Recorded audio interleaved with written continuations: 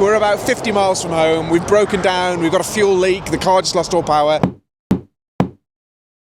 That out there is the M6 and the time is 7 o'clock in the morning, and I'm on my way down to London for something that I'm really excited about. So I thought I'd start this week's vlog from inside the car. So this week is London Action Climate Week, and I've been invited by eBay to be a panellist on their eBay Circularity Studio, which is part of the Blue Earth Forum, a 3-day event which is bringing together businesses and investors and industry professionals to talk about sustainability and the circular economy, and anything that highlights sustainability and the circular economy is all good in my book, because that's what my main business does.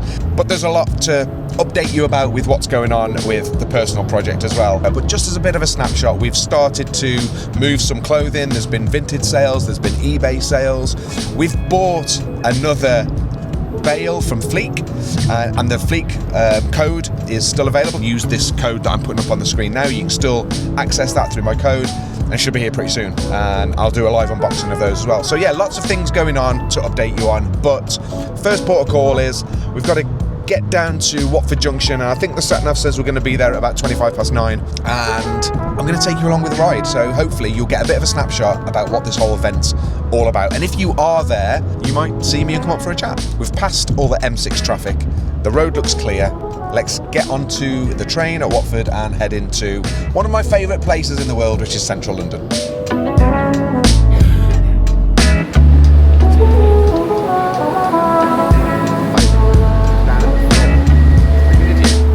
After arriving in central London, we made our way to Protein Studios in Shoreditch. This was the home of this year's Blue Earth Forum. The event brought together investors, business leaders and innovators to explore the future of sustainability and circular business models. The eBay Circularity Studio started at 3 o'clock and was introduced by MP Tony Perkins before passing to session host and Head of Recommerce at eBay, Alex Hiatt.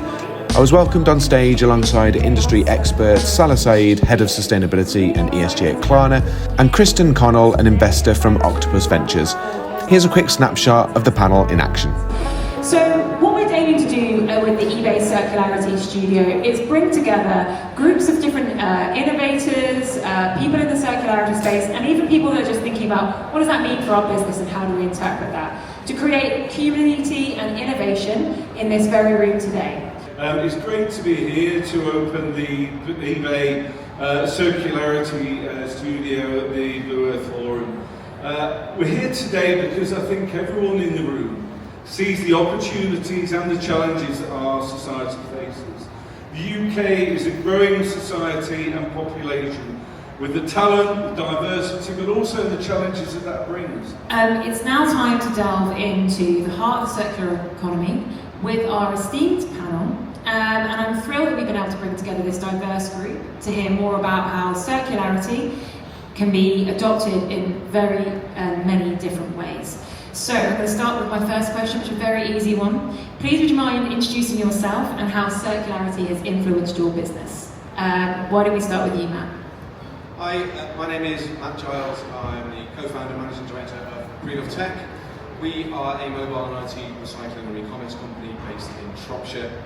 We provide a wide range of services to corporates, to education sector, to consumers to help them correctly decommission and exit unwanted, redundant, end of service IT hardware and mobile devices. We then bring those devices in, we refurbish them, and then we resell them back into the second use market.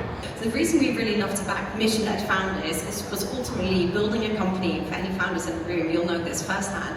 Building a company is hard, right? And I think, Matt, your example of like 6 months into your journey, COVID hit, you know, if you didn't have that level of passion of how much you care, how easy is it to give up? And so this is half the reason why we love backing mission-led founders, because ultimately I think that's a sort of stronger driving force as to why you're doing what you're doing.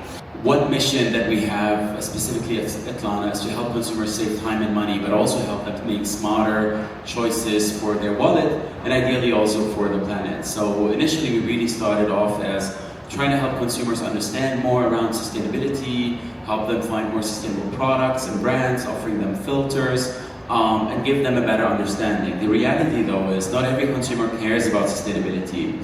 Not every consumer can afford sustainability. So we looked into secondhand and try to offer consumers more visibility into all the merchants that work with us that offer circular services. And we also allow consumers to shop secondhand next to new. So every time I'm going to go and try and find that Nike Air Force, I'll be able to also see a secondhand version of that product. And that resonates with a lot of consumers. Generally, when we have a customer for the first time, we collect equipment and it's faulty, it's damaged, it's locked, and there's not much value to bring out of it. It's really difficult for us then to recycle those devices properly and give them a second lease of life. Once we sit down with the customer and educate them in relation to all the different facets that make up the proper circular economy and life cycle management, the next batch we get from them is generally unlocked, better condition. We can release rebates back to them, they can boost their ROI, and they can use that money to then invest in different parts of their business or of their school. Matt from the future here, and that's kind of where we ended the filming for the eBay Circularity Studio. And I honestly felt really privileged and happy to have been involved. It was a packed out room. I think all the tickets had gone for the session. My fellow panelists were lovely people and had a lot of knowledge in the industry of circularity sustainability. And I think collectively we gave a good panel discussion. There was lots of Q&As after which we all answered. And I think everybody in the audience managed to take something away from the session that I hope benefited their business or themselves. And yeah, it was a really good session to be involved with, and I just walked away feeling really happy and proud of what we'd achieved. And then came the drive home, and that's where it all went a little bit pear-shaped. Watch this. So as we can see, the car is getting recovered. Poor old Golfy Golf. Oh, what an absolute nightmare. Well, after a fantastic day down in London at the Blue Earth Forum, sitting on the eBay Circularity Studio panel, as you can see, it's not really ended the way that we wanted to because we've broken down on the M6. Yep. We're just inside Warwick, we're about 50 miles from home, we've broken down, we've got a fuel leak, the car just lost all power, we've pulled over, the police are out making the road safe, and now the recovery people have just turned up and they're going to recover us about 4 miles down the road at a juicy cost of 197 quid. We've then got to phone the RAC, which will probably take a couple of hours for them to come out so we can be recovered home. Not the end of the day that we wanted. No doubt this is making brilliant content for you to watch. But you've just got to smile and you've just got to laugh because,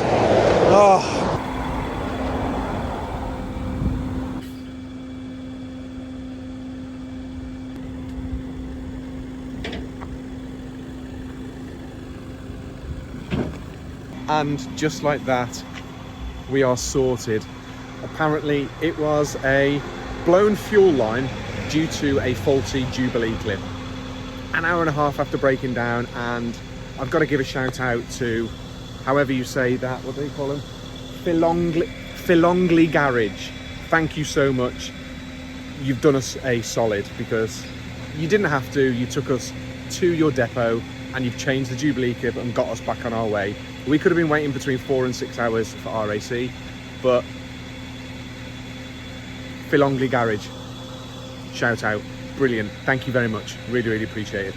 And after breaking down on the M6 in a part of the motorway that didn't have a hard shoulder, which was a bit scary at one point, I'm glad the police turned up within 15 minutes and closed the lane off because people were flying by our car, narrowly missing it. And honestly, I thought someone was going to have an accident. Thankfully, nothing did.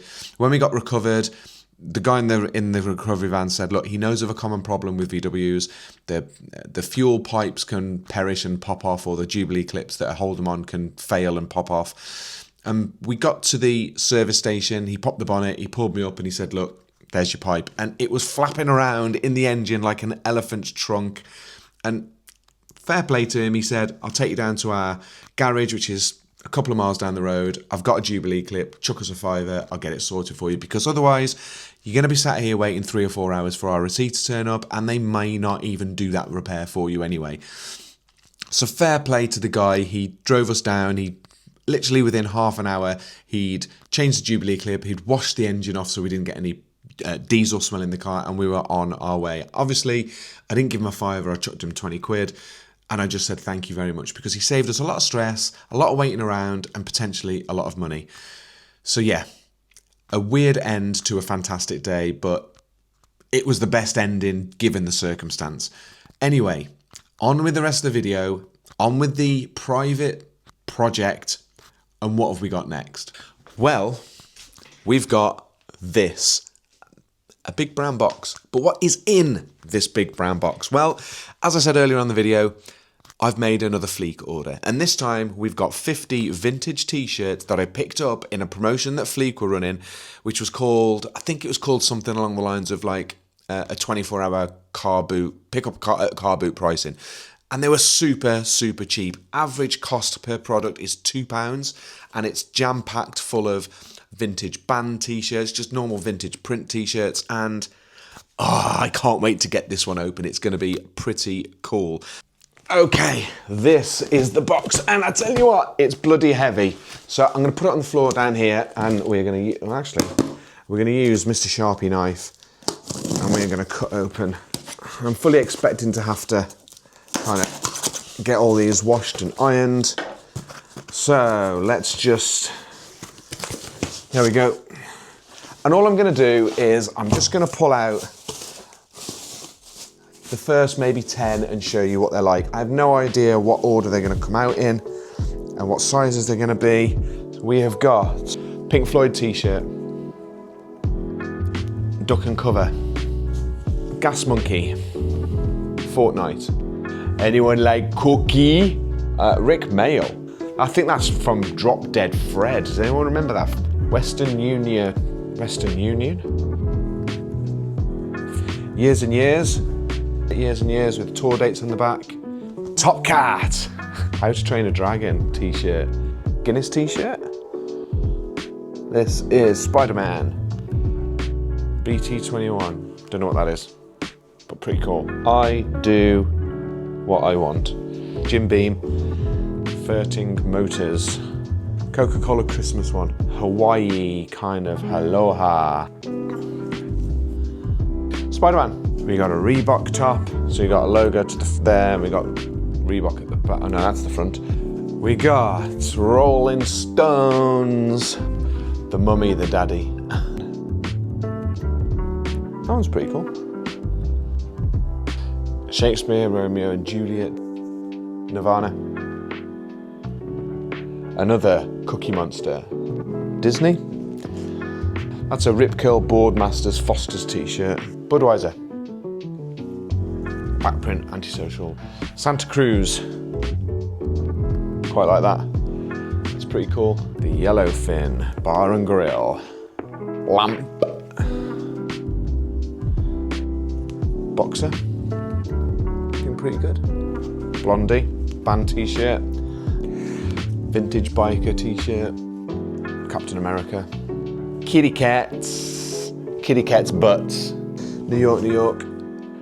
Rick's Gym, man. I can't read upside down. What do you think, Tommy? American Eagle. And finally, the last one, Salt Rock. Now, first thing to say, I'm a little bit disappointed because on the video that I saw, there were lots and lots of band t-shirts. Now, I know it wasn't an exact batch based on what I was looking at, but it was representative, and I thought there'd be a lot more band t-shirts in here. There's probably only about 10 out of 50. So I'm a little bit disappointed with this batch, if I'm completely honest. There's a lot of good stuff in here, and I think a lot of it will sell, but I wanted to try, through all of this, what I'm doing, I'm just going to take my mic off here so I can hold it. Throughout all of this, what I'm doing is I'm testing out different things. I'm testing out different wholesalers, marketplaces, different styles of clothing. A few people had signed up to my using my code, so I got a few credits. Thank you to everybody who used my code, and I'm always completely open and honest about everything that I do. If you sign up using the code, I get a few credits, you get a discount. It's a win-win both sides. And all of these, because I bought through a promotion as well, cost me about 40 quid. And I will definitely make my money back from this. But if I'd paid the full £128, I probably would have been more disappointed than I am now. So, lesson to learn from this: don't buy representative unless you're happy to get a mix like this. Especially if it's t-shirts, if you're buying graphic t-shirts and you want a certain thing. I wanted band t-shirts. I wanted retro band t-shirts. And I don't think I've got it in this. But I'm still going to get them all up. It's going to give me a lot of product to put online. I'm going to, because I bought them during a promotion and I used some credits, I can really mark them down pretty competitively on the price. And we can try and get them moved. And it will stock out the eBay store. It'll stock out my Vinted store. And we'll go from there. So the next port of call with these are get them washed, get them ironed, get them photographed, get them listed. And now we'll move on to things that have sold. And that's because things have been selling, which I'm really, really happy about. And I'm going to throw them up here while I'm talking of the products that have sold. Now, we've managed to list all of the t-shirts that we got, and 90%, I think only one of the shirts hasn't been listed, which was the white one because I hate it. And 50% of the sporty tops have been listed as well because the others needed a bit of stain removal and gone through the wash. And I've been here, there and everywhere this week and I've not had time to get them sorted. But yeah, one of the surprising things really for me is none of the t-shirts have sold. Probably because I've got them priced too high. But it's the Carhartt and Dickie shirts that have sold. And surprisingly as well, only one of them, this one, sold on eBay. This was my favourite one and it sold on eBay. All of the rest have sold on Vinted. This is where my mind starts to kind of do overtime. Why have things sold on one marketplace over the other?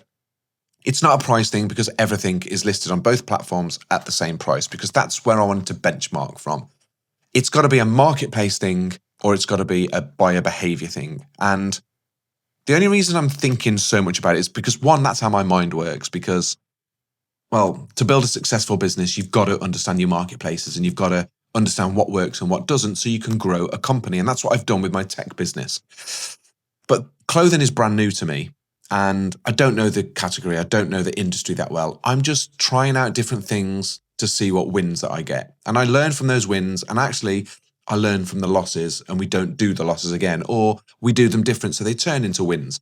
So from my perspective, I'm looking at both marketplaces and thinking, well, what works and what doesn't? And we're going to have to start making some tweaks and some changes to see if we can get eBay kicked into gear to match what Vinted's doing and then grow both marketplaces at the same time. Because this whole project, although I've got a business that's doing really, really well, this whole project that I'm documenting on here on YouTube and on TikTok is all about how to grow a business from scratch to as big as you can get it in 12 months' time. And if I was doing this to try and build a business, I would want to understand why the marketplaces are performing or not performing so I can make the necessary changes or buy the necessary products to grow a business and succeed. And that's what I'm going to be doing over the next week with this batch of clothing here. Now, as I said, I'm not overly happy with what I've bought. I think the quality seems okay. But there's less band t-shirts than I really wanted. But we'll just get over that. That's a lesson that I've got to learn. Don't buy representative, just buy exact when you're buying from Fleek. I am going to try a couple of more wholesalers next. I'm probably going to try Italian vintage wholesale because the products, they just look true vintage. And then we're going to go from there and see what works. I think it's going to take me a couple of days to get these washed, ironed, photographed and up live, but we're going to get that done as soon as possible.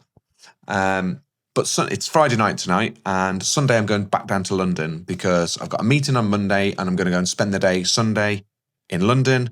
And, well, I'm going to do a bit of thrifting. I'm actually going to do the whole thing that I said that I probably would never do, and that is go to some charity shops. I'm hoping that the London-based charity shops are going to be better and are going to be good. Obviously, they're going to be higher priced, but we'll just see how that goes. But I think that's going to form part of next week's video. What I want to do now is look at the products that have sold and how much they've cost, how much we've sold them for, and how much money we've made. Well, it's Saturday morning and I'm going to round off this video with a look at the financials. What sold? Where did it sell? How much did we buy it for? How much did we sell it for? And what profit did we make? So first up is the Aston Villa track top. Bought from a red brick market about 4 weeks ago, had it listed on Amazon and eBay initially at £29.99, no bites, dropped it down to 25 quid, no bites. We had an offer come in on Vinted for 20 quid, I took it to get the stock moved, money back in the bank, 0 fees, 0 shipping, so we didn't really make any money on that, we just broke even. Next up is the Gant men's blue floral shirt. We bought that actually from a local charity shop for £4. An offer came in on Vinted for 14, took it, made £10 profit. Again, no shipping fees, no selling fees. That was a good one. Next, we'll move on to the Carhartt heavyweight flannel shirt that we bought from Fleek. This was one of my favourites. I really like this shirt. The cost of it was £7.36. We sold on eBay. This is the one product that actually did sell on eBay. I had a lot of views. Several offers came in. Had an offer that came in for 17 quid. Took it. There was £3.45 postage that we charged the buyer. It cost us £3.45 to ship it. We'd promoted this listing at 5% to see how quickly it would sell. So with the promotion and with the selling fees, it cost us £4.58, which means we only made £5.06 worth of profit. Still a profit nonetheless, but the fees, it pretty much cut our profit in half.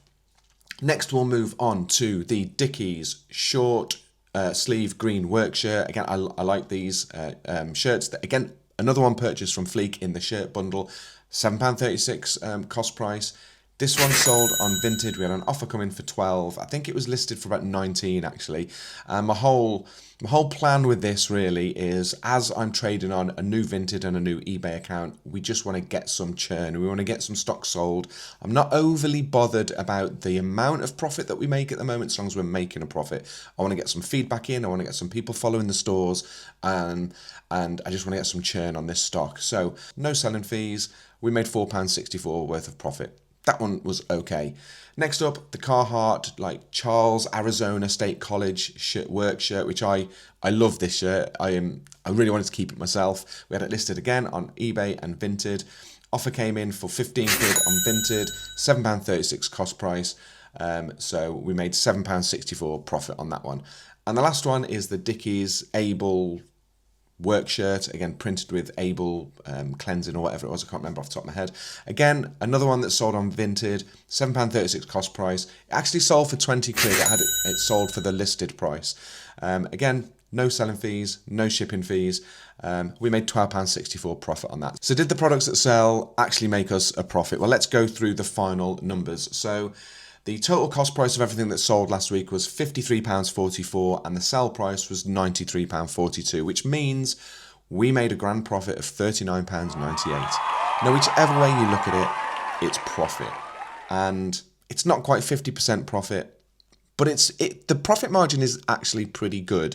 Now, if we scaled this up, we've only got 30 products listed. If we had 3,000 products listed, our sales volume would be higher, the figures would be higher, and actually the profit margin should be better. Now, obviously that's not guaranteed because it's all based on the products that we've got in the store and if people want to buy them. The key thing is stocking items that are in demand that people want to buy. But we're making a profit. We're making some profit, which is good. Now, as you can see from the figures, Vinted is much more profitable than eBay. Now, I did migrate my eBay account from a private seller account to a business account, and I said I was going to do it all along as soon as we started to get into trading territory, which we are. We're buying products to sell for a profit and then reinvest in that profit to buy more products. So we upgraded to a business account. Now that does come with fees. You can promote, and I promoted the one thing that sold on eBay at 5%. And it does affect your profit. And for me, I think with eBay, it is going to be a volume game, especially with clothing. We've got to sell a high volume at lower margin to make our money. Whereas with Vinted at the moment, there's no sales fees. You can bump your listings if you want for an additional £1 or whatever it is.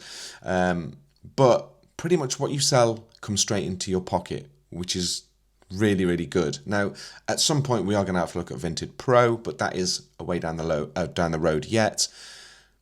But we're making money. We're making money, and it's our first proper week selling vintage clothing. Now, as you know, I've got so much more to list, which is really going to bump up our quantity that's for sale. Now, the one worrying thing is that no t-shirts have sold from my store yet.